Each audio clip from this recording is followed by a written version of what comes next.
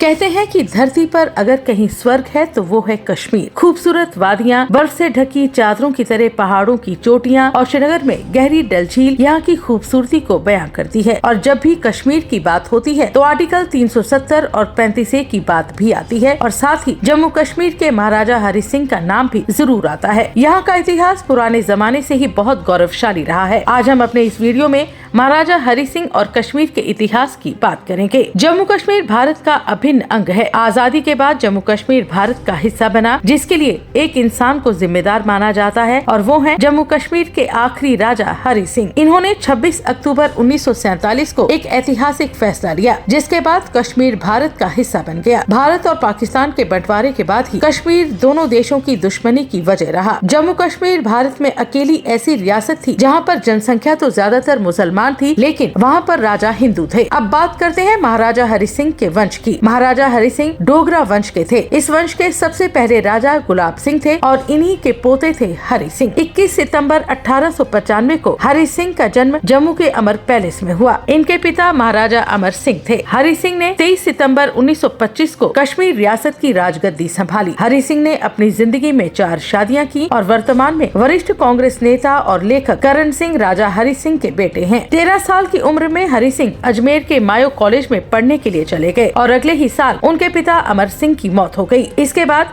उनके चाचा प्रताप सिंह को जम्मू कश्मीर का राजा बनाया गया। 20 साल की उम्र में हरि सिंह को जम्मू कश्मीर का मुख्य सेनापति चुना गया। महाराजा हरि सिंह ने 1925 में जम्मू कश्मीर रियासत की बागडोर अपने हाथ में ले ली। हरि सिंह आजकल की आधुनिक सोच विचार वाले इंसान थे। गद्दी पर बैठने के बाद राजा हरि सिंह ने अपनी रियासत में वेश्यावृत्ति, बाल विवाह जैसी परंपरा को खत्म कर दिया। उन्होंने राज्य में सभी के लिए प्राथमिक शिक्षा को कंपलसरी कर दिया। ये उस वक्त एक बड़ा कदम था जो राजा हरि सिंह ने अपनी रियासत को शिक्षा देने के लिए उठाया था। हरि सिंह ने दलित हिंदू लोगों के लिए हिंदुओं के सभी मंदिरों के दरवाजे खुलवा दिए और ये फैसला उन्होंने 1929 में लिया। हरि सिंह ने अपने शासनकाल में जाति प्रथा, वेश्यावृत्ति जैसी प्रथाओं को खत्म करने के लिए और कई सामाजिक सुधार के लिए काम किए। महाराजा हरि सिंह मुस्लिम लीग और उनकी सांप्रदायिक सोच के खिलाफ थे। दूसरे विश्व युद्ध के समय 1944 से 1946 तक शाही युद्ध मंत्रिमंडल के वे सदस्य भी रहे। 26 अक्टूबर 1947 को महाराजा हरि सिंह ने जम्मू कश्मीर का भारत में विलय उसी संवैधानिक विलय पत्र के आधार पर किया, जिसके आधार पर बाकी रियासतों का भारत में विलय हुआ था। उस वक्त महाराजा हरि सिंह ने विलय पत्र में लिखा था कि मेरे इस विलय पत्र की शर्तों में भारतीय अधिनियम 1947 के किसी भी संशोधन में बदलाव नहीं किया जाएगा जब तक मैं खुद इस बदलाव के लिए तैयार न हूँ। राजा हरि सिंह ने साफ कहा था कि किसी भी सूरत में इस इंस्ट्रूमेंट ऑफ एक्सेशन को नहीं तोड़ा जाएगा जब तक इसे बदलने के लिए मैं तैयार न हूँ और ये अधिकार सिर्फ महाराजा हरि सिंह के पास होगा। अब बात करते हैं पाकिस्तान की सोच की कि पाकिस्तान कश्मीर के बारे में हमेशा से ही क्या सोचता था। पाकिस्तान चाहता था कि जम्मू कश्मीर भारत का हिस्सा न बने बल्कि वो पाकिस्तान का हिस्सा बन जाए। इसके लिए वो हर मुमकिन कोशिश कर रहा था, लेकिन महाराजा हरि सिंह पाकिस्तान के साथ जाने के लिए तैयार नहीं थे। इस बात से नाराज होकर पाकिस्तान ने 22 अक्टूबर 1947 को कश्मीर पर हमला कर दिया और मारकाट शुरू कर दी। परेशान होकर महाराजा हरि सिंह ने 24 अक्टूबर 1947 को पंडित नेहरू और सरदार पटेल से बात की। इससे पहले महाराजा हरि सिंह किसी भी देश के साथ, चाहे वो पाकिस्तान हो या भारत हो, इसमें अपनी रियासत शामिल नहीं करना चाहते थे।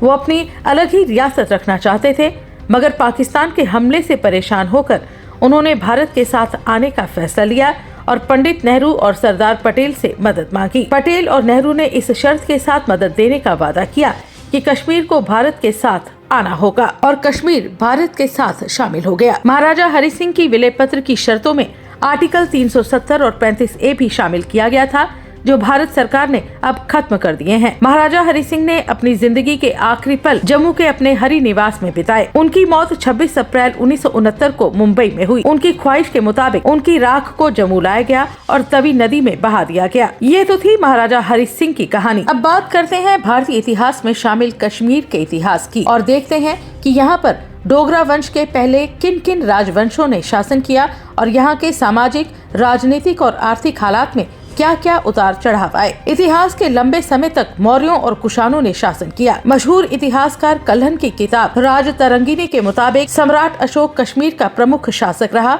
और उसी ने श्रीनगर शहर को बसाया था। अशोक के शासनकाल में कश्मीर में बौद्ध धर्म का प्रचार हुआ। हालांकि ये भी माना जाता है कि कश्मीर का पुराना नाम सतसीर था, जिसका मतलब होता है पानी से भरा। ऋषि कश्यप ने इसे बाहर निकाला और इन्हीं के नाम पर इसका नाम कश्मीर पड़ा। कश्मीर के राजा कनिष्क के समय पर कश्मीर में चौथी बौद्ध संगति हुई। इसके बाद कुछ समय तक कश्मीर में मिहिरपुर राजवंश का शासन रहा। इसके बाद कश्मीर में शैव दर्शन का विकास हुआ। धीरे धीरे बौद्ध धर्म के कमजोर पड़ने पर यहाँ हिंदू धर्म का प्रचार हुआ और कश्मीर संस्कृत के पंडितों का केंद्र बन गया। 7वीं सदी में दुर्लभ वर्धन ने कश्मीर में शासन किया। कल्हन की किताब राजतरंगिणी के मुताबिक इसके वंश का सबसे ताकतवर राजा ललित आदित्य था, जिसने तिब्बतियों और अरबों पर जीत हासिल की थी। उसके बाद कश्मीर में लोहार वंश ने अपने शासन की स्थापना की। 12वीं सदी तक कश्मीर में हिंदुओं का शासन रहा। 1339 में कश्मीर में मुसलमानों का शासन हो गया और शाह मीर शमसुद्दीन ने वहाँ पर अपना शासन चलाया। इसके बाद जैनुल शाह आबेदीन ने कश्मीर पर हुकूमत की और उसे कश्मीर के अकबर के नाम से भी जाना जाता है। उसने सभी धर्मों को बराबर सम्मान दिया,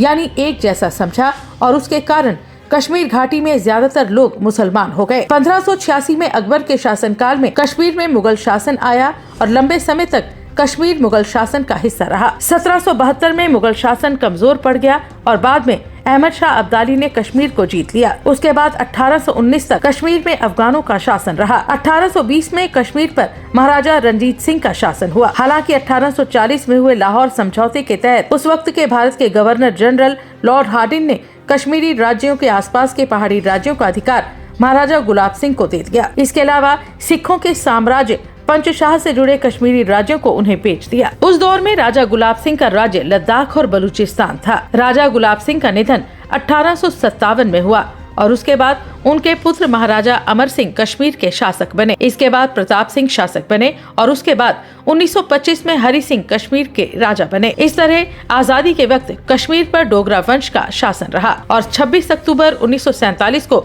भारत में कश्मीर को मिला दिया गया। अब आपको कश्मीर की असली कहानी समझ आ गई होगी कि किस तरह से ये हमारे देश का हिस्सा बना। आपको क्या लगता है कि कश्मीर से राजा हरि सिंह की शर्त वाले 370 और 35A को हटाना सही था? हमें कमेंट बॉक्स में जरूर बताएं।